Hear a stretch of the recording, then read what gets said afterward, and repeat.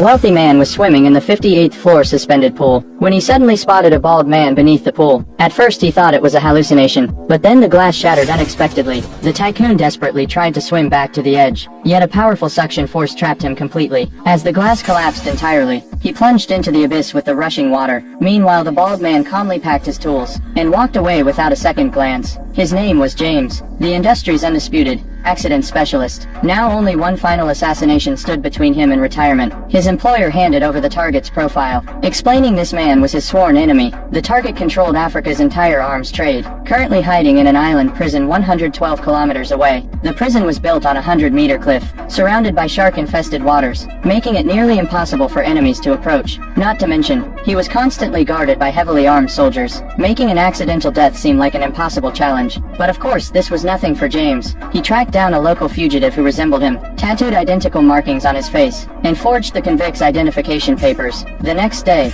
James deliberately provoked local police. They immediately recognized him as the wanted fugitive, and just like that he was inside the prison. During yard time, James quickly spotted his target Alan, surrounded by bodyguards as expected. Then James noticed something unexpected. Someone had smuggled in a dagger. Seizing the chaos during meal distribution, James engineered a distraction, and effortlessly stole the blade. Just as James plotted how to reach Alan, opportunity came knocking. A prisoner crept suspiciously toward Alan, suddenly brandishing a weapon. At the critical moment, James flung the stolen dagger, neutralizing the attacker perfectly. Witnessing this, Alan immediately ordered his guards to release James. Clearly, James had earned Alan's trust. Grateful for the rescue, Alan invited James to a private candlelit dinner. Over the meal, Alan confided that once he escaped this prison, he would rule all of Africa, with a place of honor reserved for James. But faced with this perfect alone time, James ignored the offer, swiftly executing Alan with a concealed cane strike. The commotion alerted guards outside, yet James calmly shushed them, claiming Alan was deep in prayer.